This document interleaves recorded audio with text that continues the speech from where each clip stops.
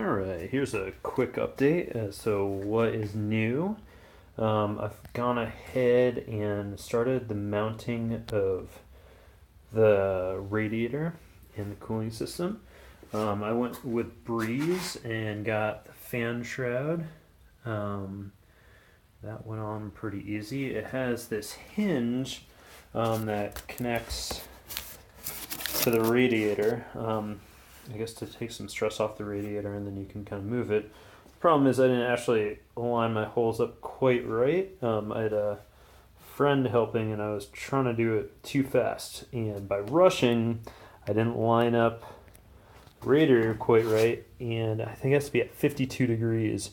That is about 49. It's actually contacting that tab there. As you can see on the other side, yeah, where it's pretty off. So, 2 steps forward, 1 step back. Not too bad. I've figured out the belt. It is a 73.5-inch belt. So that's kind of more a note for myself than anything else. But yeah, that's looking pretty good. I've got a pulley, replacement pulley coming, so I'll just swap that out once it gets here. You also can probably see that I've got the headers back. Paid $40 to get the O2 sensor bungs welded up. Maybe not necessarily the prettiest welds I've ever seen, but they're functional, will do the trick. And yeah, so that's about that. Now, real quick, I'll point out some more stuff other than those bolts on the radiator that are a little bit annoying. One is that one of these header bolts it looks like it's cross-threading, but it won't go in any other way. So it's on there crooked.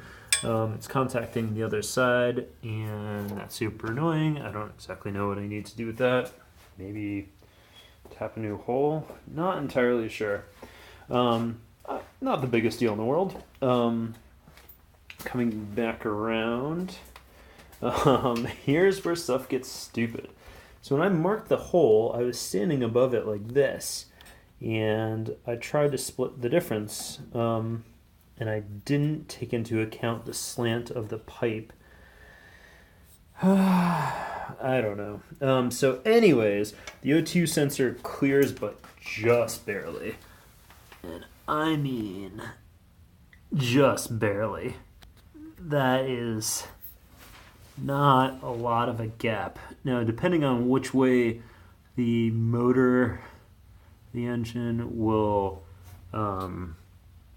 twist when it's revved, will determine whether or not that's a big problem or not. So, I don't know.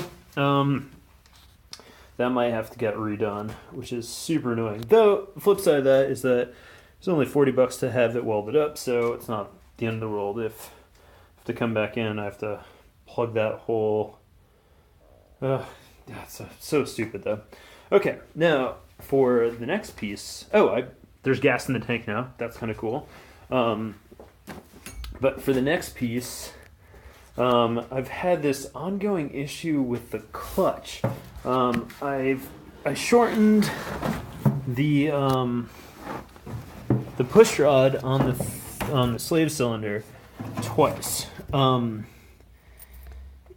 first time, probably didn't have it measured quite right. And then the second time I just shortened it too much. The pedal is still a little bit stiff. And maybe that's fine.